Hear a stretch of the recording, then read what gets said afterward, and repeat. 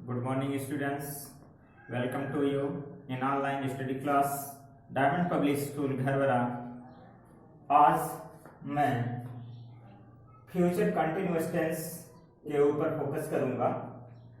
Future continuous tense means होता है अपूर्ण भविष्य काल। अपूर्ण भविष्य काल में जैसे किसी भी कंटिन्यूअस में कोई कार्य जारी रहता है, इसी तरह से फ्यूचर कंटिन्यूअस टेंस में भी कार्य का जारी रहना पाया जाता है।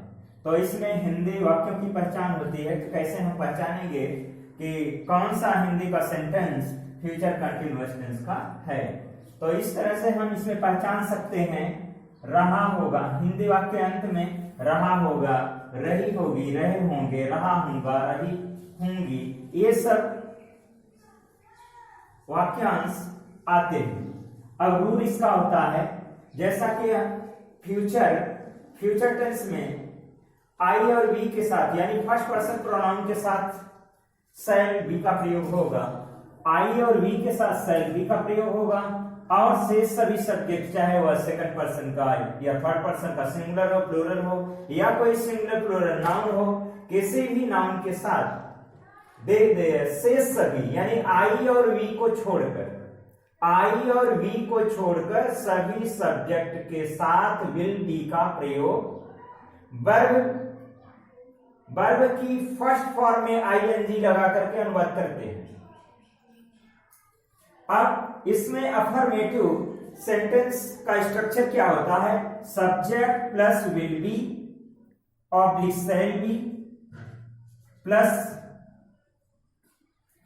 Verb fourth plus object plus other word full stop last में लगा देते हैं। सब्जेक्ट होगा, सब्जेक्ट के अकॉर्डिंग विल बी या शैल बी होगा।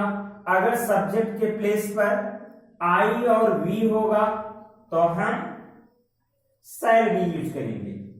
आई और वी अगर नहीं है तो हम विल बी का प्रयोग करके वर्ब का फोर्थ फॉर्म प्लस ऑब्जेक्ट लगा करके अनुवाद करेंगे।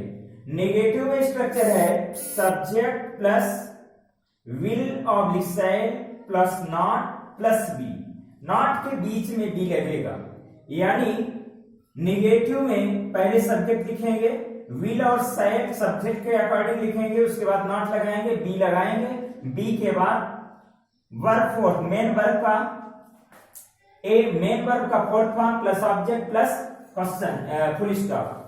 इंटरोगेटिव में विल या शैल में से जो भी सब्जेक्ट जैसा भी होगा उसके बाद विल शैल का प्रयोग करेंगे, फिर बी का प्रयोग करेंगे, फिर मेन वर्ब का फोर्थ फॉर्म, फिर ऑब्जेक्ट प्लस क्वेश्चन मार्क।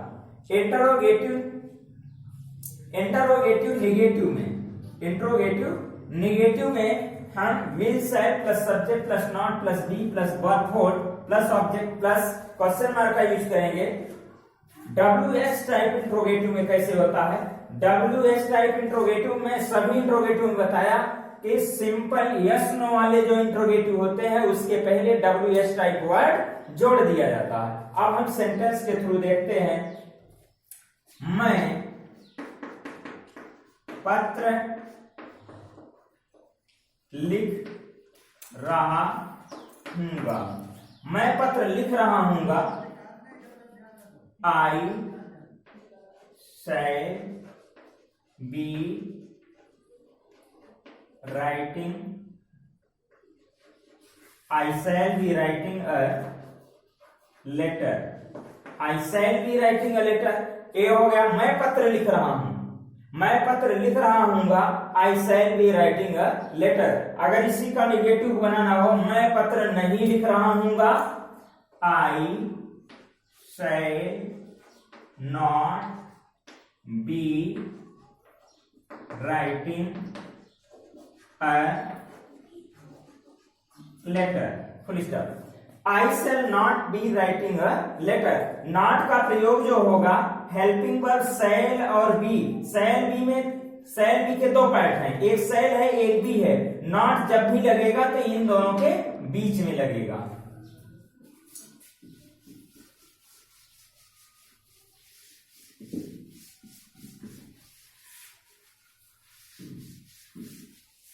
अब इसके बाद क्या मैं पत्र लिख रहा हूंगा, क्या मैं पत्र लिख रहा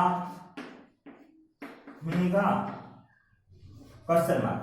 क्या मैं पत्र लिख रहा हूंगा। अब ये क्वेश्चन है, क्वेश्चन में हम क्या करते हैं, अगर क्या शब्द पहले है, यानी कोई भी सेंटेंस क्वेश्चन वर्ड से शुरू है, तो अब उसमें हम हेल्पिंग वर्ब को पहले लिखते हैं। मैं के आधार पर हेल्पिंग वर्ब में शैल का प्रयोग होगा। क्या होगा, शैल का प्रयोग होगा। शैल के बाद हम सब्जेक्ट लिखेंगे, शैल आई। अब उसके बाद शैल बी, हेल्पिंग वर्ब था शैल बी, शैल बी का पहला पार्ट मैंने लिख दिया, उसके बाद सब्जेक्ट लिखेंगे, उसके बाद अब हम दूसरा पार्ट लिखेंगे, शैल आई बी। अब उसके बाद main verb writing, shall I be writing a letter,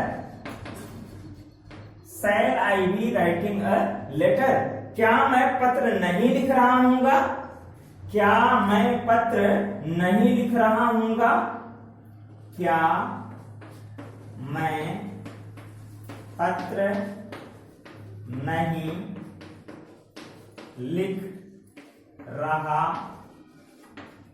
Hunga.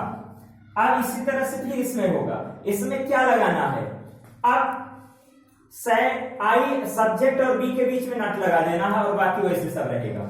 Shell I not B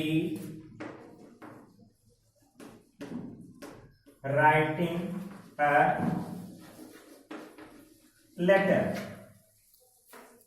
क्या मैं पत्र नहीं लिख रहा हूंगा, मैं पत्र कब लिख रहा हूंगा, मैं पत्र कब लिख रहा हूंगा, मैं पत्र कब लिख रहा हूंगा। अब देखिए इसमें ए भी क्वेश्चन है, इसमें बीच में आया है, तो अब इसकी इंग्लिश में लिखूंगा पर सबसे पहले व्हेन। अब सब्जेक्ट के अकॉर्डिंग क्या होगा, शैल या विल, तो शैल विल में आई के साथ शैल लगता है, तो अब हम शैल लगाएंगे यहां, व्हेन शैल। अब सब्जेक्ट लगाएंगे, when shall I be, when shall I be writing a letter, question mark लगा देंगे। अब अगर इसमें हम ये लिखें, मैं पत्र कब नहीं लिख रहा हूंगा, मैं पत्र कब नहीं लिख रहा हूंगा, तो यहां पे बी के बीच में नॉट लग जाएगा, when shall I not be writing a letter. इसी तरह से आप कोई भी सब्जेक्ट ले लीजिए, जैसे आई और वी का आई और वी के साथ शैल बी का प्रयोग करेंगे, शेष सभी सब्जेक्ट के साथ विल बी का प्रयोग करेंगे। जैसे वह क्रिकेट खेल रहा होगा, वह क्रिकेट खेल रहा होगा, तो अब इसमें सिंगुलर है, सब्जेक्ट आई और वी को छोड़ के है, तो इसमें विल का प्रयोग होगा, ही विल बी, खेलना की इंग्लिश प्ले, तो प्ले में आईएनजी लगाएंगे, प्लेइंग होगा, he will be playing cricket, CRICKET। इसका भी जैसे हमने ये सब सेंटेंस बनाया, उसी तरह से ये भी बनेगा। इस तरह से आप फ्यूचर कंटिन्यूअस टेंस का कोई भी सेंटेंस ले करके अगर रूल तैयार कर लेते हो तो अनुवाद कर सकते हो। आप इसको अच्छी तरह से पढ़िए और समझिए, समझने के बाद एक्सरसाइज करिए या सेंटेंस अपने मन से लेकर के करिए, तो आपका जो है अनुवाद फ्यूचर कंटिन्यूअस टेंस में अच्छी तरह से हो सकता है। अब यहीं पर इस वीडियो को मैं समाप्त करता हूं। तो अगर वीडियो अच्छा लगा है तो लाइक और सब्सक्राइब शेयर अवश्य करिएगा। Thank you.